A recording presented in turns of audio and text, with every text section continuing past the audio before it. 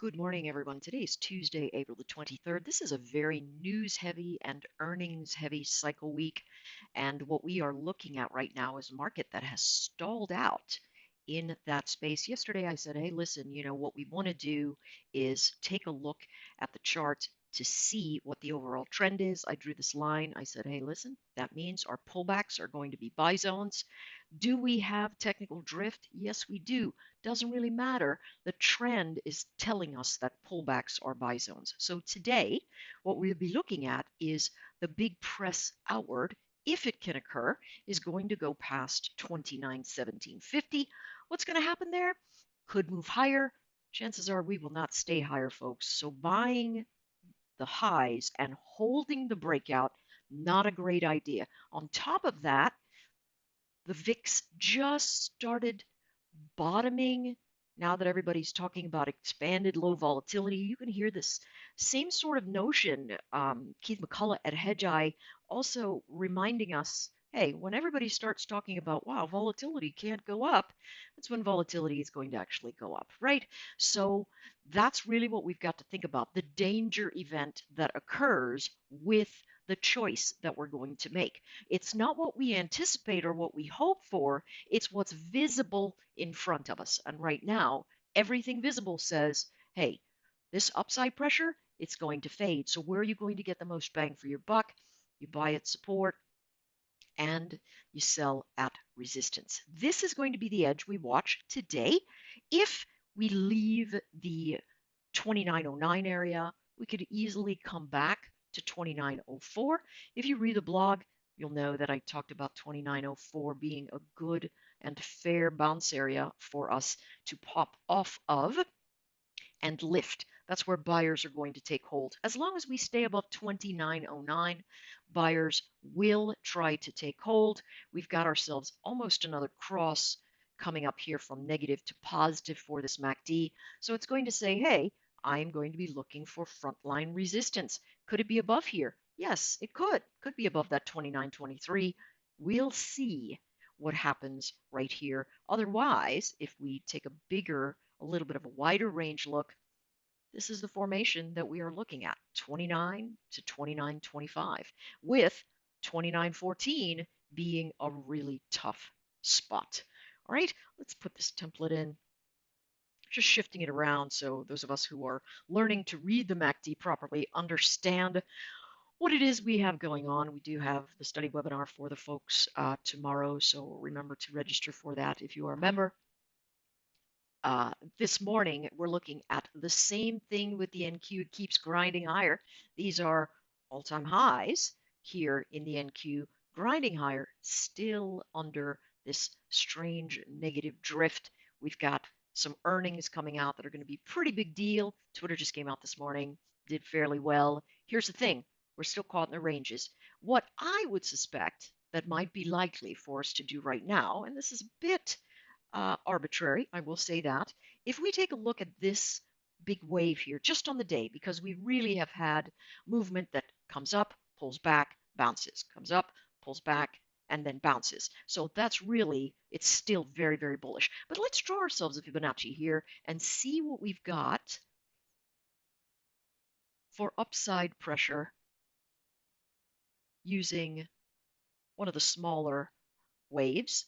One of the smaller waves gives us a 178.6 at 77.55, and then another one at 78.13. That's kind of a big number, that's 78.13. Also, if we want to look at the bigger wave, oopsie, I'm going to have to pull it out this way because I would be using an extension.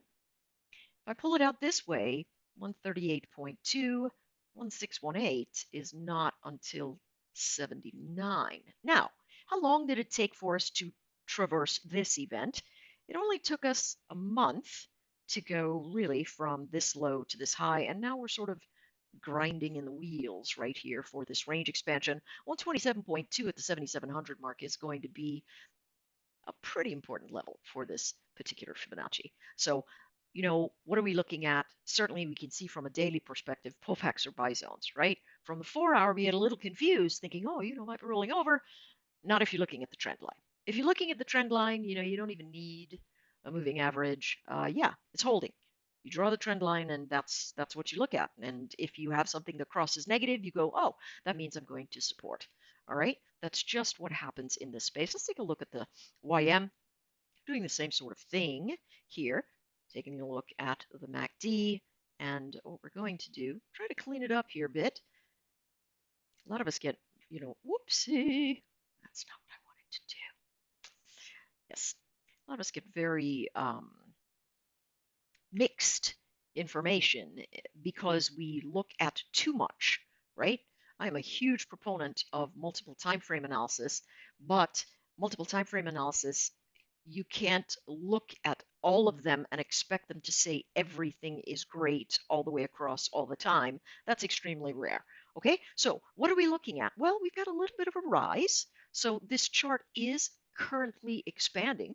It continues to hold fairly well, even in the face of pressure that looks like it might be pretty aggressive. Old resistance, new support. That's an upshot, if you ask me. These guys have not, the ES and the NQ, have not gotten to their all-time highs. They are still sitting way back in congestion territory. So what are we looking at for this chart to do? We're looking for it to pull back into the buy zone areas. This was the pullback. This downward arrow says look for support. That's old resistance. It's right here. So if I'm bouncing off of this, unless I fade from 604, I am fairly likely to move up into, I don't know, 712 potentially. We have some motion there. Interestingly, the levels I have for trading yesterday and today are virtually identical in the YM because it did not have a chance to break out. Let's take a look at this one. This is the daily chart we're looking at for oil. Look at this. It's had one trigger long for the MACD, and now we're running right up into this area. Old resistance, new support. That's kind of a big deal, really, a pretty big deal. That old support, could it be resistance? Absolutely. But we've got a lot of news that is sitting here in this chart. And it's interesting to me to try to consider what traders have been thinking in the long run about what is happening. We've got all kinds of things, but in general, hindsight's always 2020. If you simply look at this and go, wow, what's my trend? Uh, yeah, I'm going to look for support action and I'm going to watch it hold. Now, you don't trade on a trend line. I know I say this all the time, but it's worth repeating because I literally could sit here and draw 100 different lines that either hold or touch any of these lines.